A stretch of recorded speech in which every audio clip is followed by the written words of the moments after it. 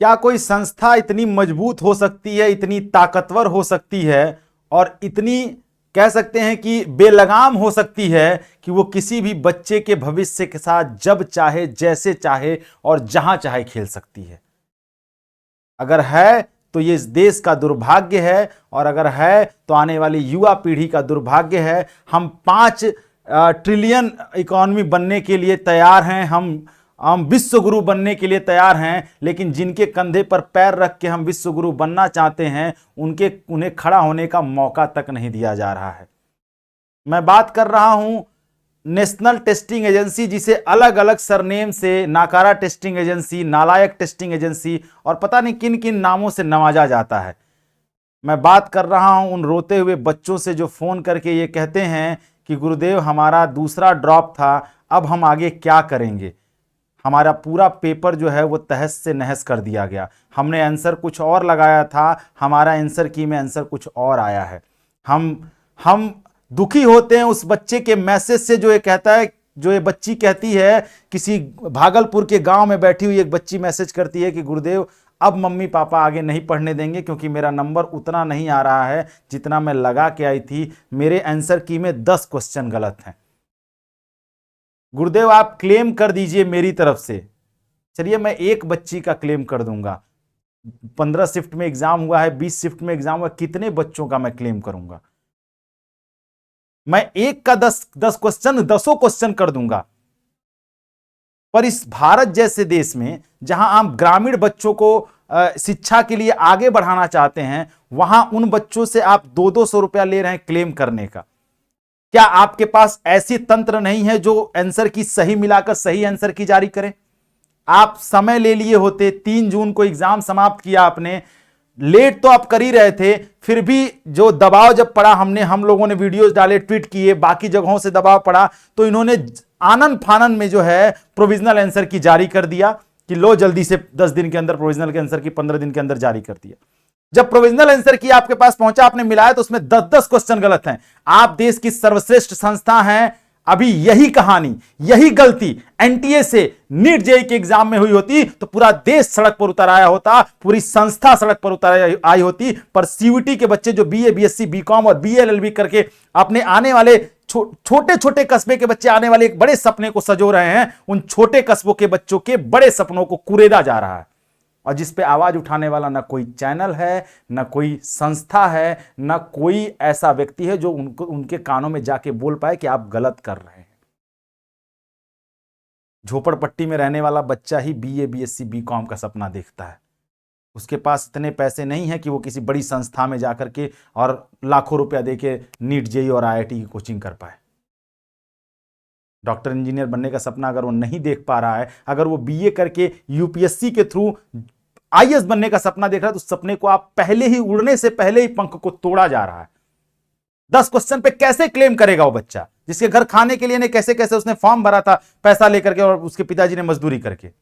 आप सब उसी कैटेगरी में आते हैं, ऐसा नहीं है, सब उसी कैटेगरी में आते हैं। 10 क्वेश्चन पे एक तो आपने 1500 रुपया फॉर्म भरने का लिया, ऊपर से बच्चे का सेंटर डाला 1000 किलोमीटर, 500 किलोमीटर, वहां जाके बच्चा 4000 रुपया खर्च करके पेपर दे करके आया। पेपर में भी आपने सीबीटी मोड में, कहीं माउस नहीं चल रहा है, कहीं कुछ नहीं चल रहा है, गेट तक तोड़ने की बच्चों को नौबत आ गई। 9 बजे का पेपर शुरू हो रहा है, 11:30 बजे अकाउंट का पेपर आपने करा, आउट ऑफ सिलेबस क्वेश्चन दे दिया। भांग खा के क्वेश्चन बनाते हैं क्या आप लोग की? आउट ऑफ सिलेबस क्वेश्चन आ गया, सिलेबस ही नहीं मिला, बिना सिलेबस के बोल देगा क्वेश्चन बना दो। एनटीए ऑफिस के प्यून को दे दिया था, क्वेश्चन बना दो, बना दिया क्वेश्चन, लो। फिर आपने री एग्जाम करा दिया अकाउंट का, चलो जिनको लगता है वो री एग्जाम कर दें, उनका नंबर दे दिया जाएगा। मैं बस इतना कहना चाहता हूं कि अगर हो सकता है मेरा ये जो वीडियो, इस पे क्लेम भी कर दिया जाए, हो सकता है मेरा ये जो वीडियो है इसको डिलीट करने के लिए दबाव भी बनाया जाए, हो सकता है ये भी कि कल को कोई आए और कह दे कि नहीं आपने जो है कैसे बोल दिया एनटीए को, वो सरकारी तंत्र है। पर मुझे कोई फर्क नहीं पड़ता। हमने 2022 में फ्री ऑफ कॉस्ट पढ़ाया, 2023 में यूट्यूब पे फ्री ऑफ कॉस्ट पढ़ा रहे हैं, 2024 में पढ़ाया, 2025 में भी पढ़ाया। हम उन बच्चों की चिंता करते हैं जो ऐसे तबके से आते हैं जिनके पास इतने पैसे नहीं हैं। इसके अलावा कहानी अभी यहीं खत्म नहीं होती है। 200-200 रुपया आप क्वेश्चन का चैलेंज का ले रहे हैं। अरे आपके पास ये समझ नहीं है कि अगर बच्चा लो कट ऑफ में आ रहा है, 10 यूनिवर्सिटी में रजिस्ट्रेशन करेगा, हर यूनिवर्सिटी एवरेज 250 रुपया 500 रुपया रजिस्ट्रेशन का लेती है। जब आपको मैंने 1500 रुपए दे दे तो आप यूनिवर्सिटी को बोलिए ना, आप तो कंट्रोल में है यूनिवर्सिटी यूजीसी के, बोलिए कि पैसा ना ले रजिस्ट्रेशन का। बीएचयू 500 ले लेगा, डीयू 250 ले लेगा, राजस्थान उठेगा 1000 मांग देगा, वहां फिर बच्चा पैसा दे। मतलब यूनिवर्सिटी के गेट के अंदर घुसने के लिए बच्चे को 5000 से ज्यादा रुपया देना पड़ेगा, तब यूनिवर्सिटी के गेट के, उसके बाद परीक्षा, उसके बाद मेहनत जो अलग लगेगी वो अलग।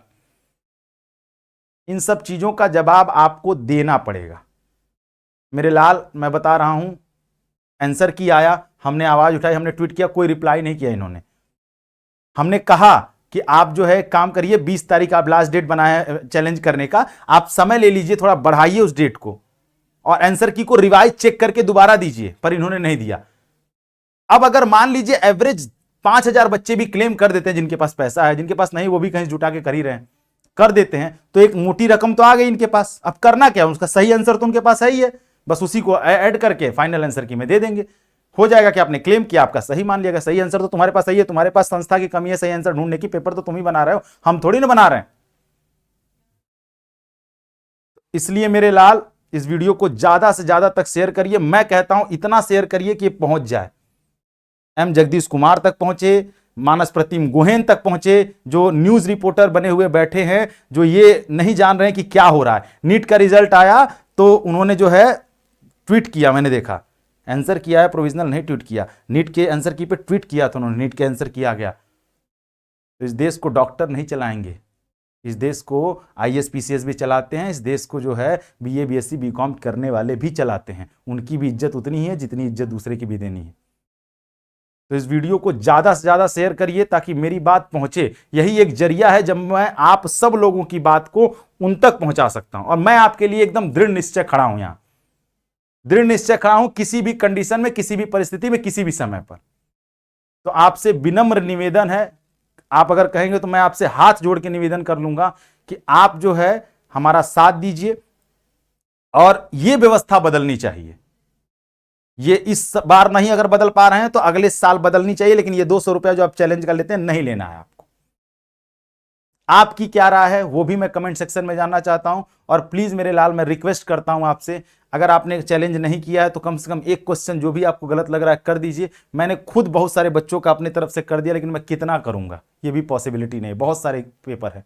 तो आप अपने तरफ से एक ही क्वेश्चन पे करिए, कर दीजिए, 5 नंबर मिलेगा, आप आगे बढ़ेंगे, ठीक है। और ये बेसिक शिक्षा परिवार आपके लिए, हम और हमारी पूरा परिवार जो है वो आपके लिए हर परिस्थिति में आपके साथ खड़ा है। अब हमें ये लड़ाई लड़नी है, हम लड़ते रहेंगे, आगे काउंसलिंग प्रक्रिया में भी हम खड़े रहेंगे, रिजल्ट में भी खड़े रहेंगे। ईश्वर से यही प्रार्थना है, बाबा विश्वनाथ से यही प्रार्थना है कि आपका नॉर्मलाइजेशन में नंबर बढ़े, ठीक है। एनटीए ने जो पीछे गलती की है उसे लीपे, और लीप करके आपके नंबर को इंक्रीज करे, आपका एडमिशन सुव्यवस्थित सही तरीके से सही जगह हो जाए। बस यही दुआ है, यही प्रार्थना है। मिलते हैं हम, आप अपनी राय जरूर बताइए कमेंट सेक्शन में, वीडियो को ज्यादा से ज्यादा शेयर करिए, यही रिक्वेस्ट है आपसे। मिलते हैं फिर आपकी अगले वीडियो के साथ, अगली सहायता में, अगले टॉपिक पर। तब तक अपना ख्याल रखिएगा, जहां रहिए, जैसे रहिए, स्वस्थ रहिए, मस्त रहिए, लेकिन एकदम पैनिकनेस न होइए। आपके साथ मैं हमेशा खड़ा हूं। Thank you so much. जय हिंद।